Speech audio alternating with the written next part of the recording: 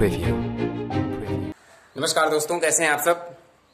इस समय कोविड-19 की महामारी ने हमें बुरी तरह से ग्रसित कर दिया है, इसलिए घर पे रहिए, सुरक्षित रहिए, be safe, stay at home.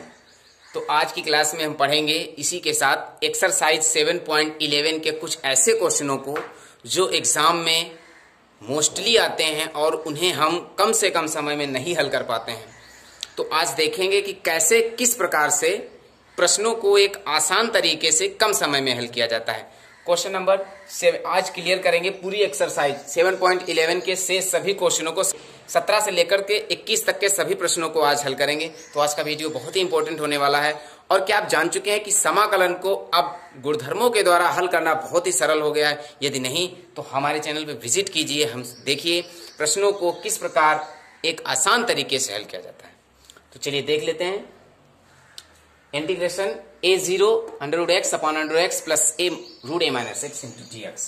देखिए क्या करते हैं, यहां पर लिमिट्स देख करके पता चल जाता है कि इसमें कौन सा गुणधर्म यूज होने वाला है। यदि कोई एक ऐसा चर और 0 दिया गया है, लिमिट्स में a0 है, तो यहां पर प्रगुण नंबर 4 लगता है। प्रगुण नंबर 4 ही बहुत इंपॉर्टेंट प्रगुण है। यहां पर लिखेंगे x = a-x रखने पर प्रगुण नंबर 4 क्या है, उसी के आधार पर प्रगुण नंबर 4 ये होता है कि यदि फलन ऐसे दिया गया है a0 fx df, तो इसे हम लिखेंगे integration a0 f(a-x) into dx, ऐसे लिखेंगे। यानी जो a है ये यहां पर x के साथ में घट करके लिखेगा, a-x लिखेंगे। वही बात बता रहे हैं कि यहां पर x की जगह पर a-x लिखा जाएगा। क्लियर हो गया।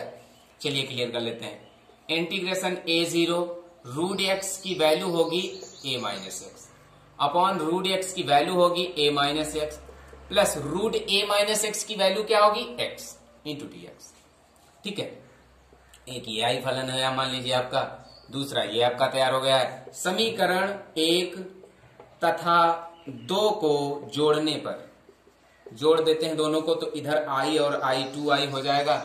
इधर वाले फलन को जोड़ेंगे a0√x upon √x plus √x plus a-x plus integration a0 दूसरा वाला फलन, दूसरा समीकरण है √a-x upon √a-x plus √x ऐसे इंटू dx।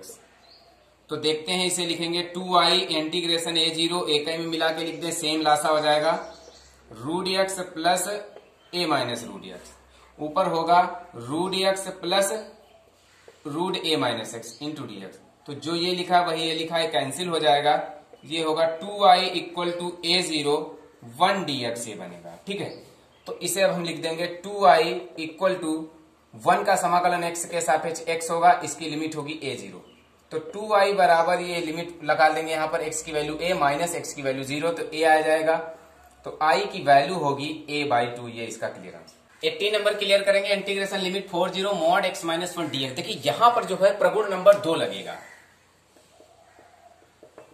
प्रगुण नंबर 2 से प्रगुण नंबर 2 क्या है, इंटीग्रेशन यहां पर है b(a) fx dx, ये होता है हमारा c(a) fx dx plus integration b(c) fx dx, ये होता है हमारा प्रगुण। ठीक है, इसी के आधार पर इसको पुट करेंगे। इंटीग्रेशन जो c है वो यहां पर इसको दर्शाएगा x-1 बराबर 0, x बराबर 1। ये जो 1 है ये c की वैल्यू व्यक्त करेगा, तो इसकी लिमिट बनेगी 1, a की वैल्यू 0 है, 1 0 fx फलन है mod x-1 dx plus integration b यहां पर दर्शाता है 4 को, c 1 को, लिमिट होगी 4 का 1, फलन है mod x-1 dx। इस प्रकार अब यहां पर हम देख लेते हैं, लिखेंगे जब x > 1, जब x की वैल्यू 1 से कम होगी तो mod x-1 का मान -x-1 होगा। ठीक है, माइनस इसका बाहर होगा। और जब x की वैल्यू 1 से अधिक होगी, इससे अधिक होगी, तब mod x-1 का मान +x-1 होगा, ऐसे। तो इसी का माइनस बाहर होगा, 1 0 x-1 dx प्लस इसका होगा 4 1, इसका होगा x-1 इंटू dx। समाकलन अब इसका कर देते हैं, x का होगा x² / 2, इसका 1 का होगा x, माइनस बाहर, इसकी लिमिट है 1 0 प्लस इसका होगा x square upon 2 minus x, इसकी लिमिट है 4, 1 लगा देंगे, माइनस ये हो जाएगा 1/2 माइनस 1, बाकी तो 0 ही होगा, ठीक है। प्लस इसका होगा 16/2, 4 का वर्ग 16/2 माइनस 4 माइनस 1/2 और प्लस का 1, ये होगा इसके। तो ये तो आपका बनेगा माइनस 1/2 प्लस ये इधर होगा 8 माइनस 4 माइनस 1/2 प्लस 1, ये हो जाएगा माइनस माइनस प्लस का 1/2 प्लस 8 1 9, 9 से 4 कम हो जाएंगे, बचेंगे 5 माइनस 1/2। तो 1/2 आपका कैंसिल हो जाएगा, 5 इसका क्लियर आंसर। 19 नंबर क्लियर कर लेते हैं। दर्शाइए कि लिमिट a0 fx dx बराबर 2 इंटू a0 fx dx लाना है आपको। यदि f और g को क्रमशः fx बराबर इतना है, gx plus ga minus x बराबर 4 के रूप में परिभाषित किया गया है। तो सबसे पहले हम fx और gx की वैल्यू लिखेंगे। fx बराबर है fa minus x, gx plus ga minus x बराबर 4, इसमें gx की वैल्यू होगी 4 माइनस ga माइनस x, ये gx की वैल्यू है और ये fx की वैल्यू है। अब सवाल को नोट कर लेते हैं, integration a0 fx gx into dx, इसे प्रूव करना है बराबर इसके। तो देखिए इसे हम लिख सकते हैं, क्या लिख सकते हैं, इंटीग्रेशन a0 fx को लिखेंगे fa माइनस x, gx को लिखेंगे ga minus x into dx, और आगे यहां पर लिख देंगे चूंकि a0 fx dx बराबर होगा integration a0 fa minus x dx से, यानी इस फॉर्मूले से हमने इसको लिखा था प्रगुण नंबर 4 से। तो देखिए ये क्लियर होगा, integration a0 fa minus x, ठीक है, fa माइनस x बराबर है fx के into ga minus x। ga minus x कहां पर निकालेंगे, इससे निकाल लेते हैं। तो ga माइनस x की वैल्यू क्या होगी, ga माइनस x की वैल्यू होगी 4 माइनस gx, ये वैल्यू होगी ga माइनस x बराबर होगा 4 माइनस gx, ठीक है, इंटू dx। तो ये आपका बन जाएगा इंटीग्रेशन a0, अंदर गुणा कर देंगे 4fx minus fx into gx into dx। तो इसमें क्या करेंगे, 4 को बाहर कर देंगे, इंटीग्रेशन a0, यहां पर बचेगा fx माइनस, अलग अलग कर देते हैं, integration a0 fx into gx into dx, यहां पर भी dx, ये बराबर है integration a0 fx into gx into dx। इसको हम इधर ले आएंगे, प्लस में हो जाएगा, इसके साथ जुड़ जाएगा, ये बन जाएगा 2 integration a0 fx into gx into dx बराबर इधर होगा 4a0 fx इंटू dx, इधर इतना बचेगा। तो देखो इसको 2 से हम जब डिवाइड कर देंगे तो यहाँ पर, तो ये आपका बचेगा integration a0 fx gx dx, fx gx dx बराबर 2, यहां पर बचेगा 2 इंटीग्रेशन a0 fx dx, ये आपका क्लियर आंसर होगा। 20 नंबर को क्लियर कर लेंगे। Integration π/2 minus π/2 x cube plus x cos x plus tan की घात 5x प्लस 1 dx का मान होगा। बहुविकल्पी क्वेश्चन है।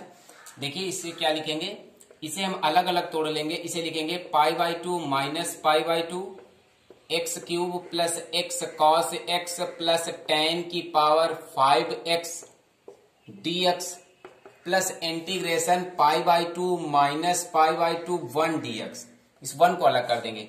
इसे एक हम फलन मान लेते हैं, माना ये है आपका I1, ठीक है, माना I1 बराबर x cube plus x cos x plus tan की पावर 5x।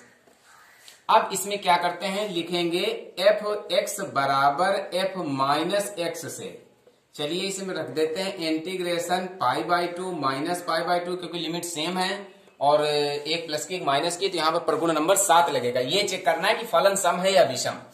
लगा देते हैं, यहाँ पर माइनस एक्स का क्यूब होगा प्लस एक्स की वैल्यू माइनस होगी इंटू कॉस माइनस एक्स होगा प्लस tan की पावर 5 माइनस एक्स होगा इंटू dx। ये होगा I1 माना I1 लिखेंगे π/2 माइनस π/2, ये माइनस एक्स क्यूब होगा, ये माइनस एक्स, ये ऋणात्मक था धनात्मक हो जाएगा। चतुर्थांश में होते हैं का मान धनात्मक होगा इसका माइनस बाहर होगा tan 5 घात x इंटू dx। इसमें से माइनस कॉमन ले लेंगे, बाकी सब ऐसे लिखेंगे। माइनस कॉमन यहां होगा x cube plus x cos x plus tan की power 5x into dx।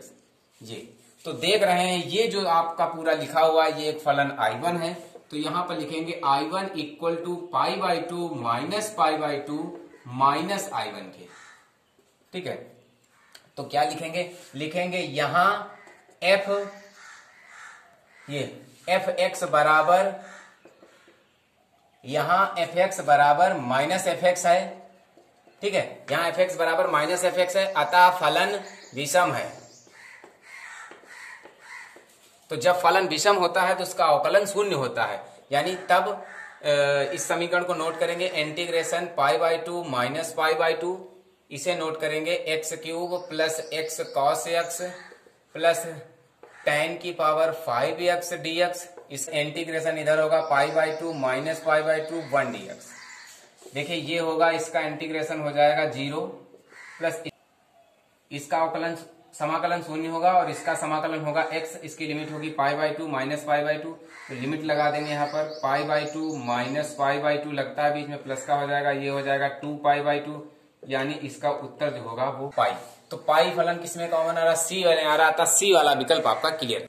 21 clear करेंगे। Integration π/2 0 log 4 plus 3 sin x upon 4 plus 3 cos x dx का मान होगा। वैकल्पिक क्वेश्चन है। एक क्लियर है, कौन क्लियर है? चलिए क्लियर कर लेते हैं इसको। लिखेंगे x बराबर π/2 माइनस x रखने पर प्रगुण नंबर 4 से ये होगा integration π/2 0 log 4 plus 3 sine π/2 minus x upon 4 plus 3 cos π/2 minus x, ये होगा इंटू dx। ये i के बराबर है, i इक्वल टू π/2 0 log ये होगा 4 प्लस 3, ये हो जाएगा sine π/2 minus x cos x हो जाएगा, 4 plus 3 cos π/2 minus x sine x हो जाएगा इंटू dx। ये समीकरण 2 है और ये समीकरण 1 है। समीकरण 1 तथा 2 को जोड़ने पर, दोनों समीकरणों को जब हम जोड़ देंगे तो यहां पर होगा 2i और यहां पर होगा π/2 0, ये होगा log 4 plus 3 sine x upon 4 plus 3 cos x। ठीक है, प्लस इसका होगा log 4 plus 3 cos x upon 4 plus 3 sine x into dx। तो ये लिखा है log m plus log n, log mn हो जाएगा। इसे लिखेंगे 2i equal to π/2 0 log 4 plus 3 sine x upon 4 plus 3 cos x into ये हो जाएगा 4 plus 3 cos x upon 4 plus 3 sine x into dx, ये हो जाएगा। तो देख लीजिए 4 प्लस 3 साइन x इससे कैंसिल हो जाएगा, ये cos वाला cos से कैंसिल हो जाएगा। ये आपका बचेगा 2i equal to π/2 0 log 1, π/2 0 log 1 dx। तो 2i इक्वल टू π/2 0 log 1 की वैल्यू होगी 0। ठीक है, इंटू dx। 2i बराबर 0 का समाकलन 0 होगा, तो i की जो वैल्यू होगी वो होगी 0। अतः विकल्प आपका सी वाला इसका भी क्लियर है। ठीक है, तो दोस्तों कैसे लगी आज की क्लास? ये रही आपकी क्लास, एक्सरसाइज पूरी समाप्त हो गई है। तो कैसे लगी आज की क्लास हमें कमेंट करके जरूर बताइएगा। यदि हमारे सभी क्वेश्चंस आपको समझ में आए तो प्लीज हमारे चैनल को सब्सक्राइब कर दीजिए और अपने मित्रों को इन्फॉर्म कीजिए कि कैसे कम से कम आसान तरीके से मैथमेटिक्स को पढ़ने का सुनहरा मौका पाएं और गुणधर्मों के द्वारा किस प्रकार से प्रश्नों को आसान तरीके से हल किया जाता है जरूर देखें। तो यदि सफलता निश्चित चाहते हैं तो हमारे चैनल पर विजिट करते रहिए, हमें पढ़ते रहिए और हम आपको देते रहेंगे इसी प्रकार स्टेप बाय स्टेप क्वेश्चन। तो पसंद आए तो इसे लाइक सब्सक्राइब शेयर जरूर कीजिए। Thank you.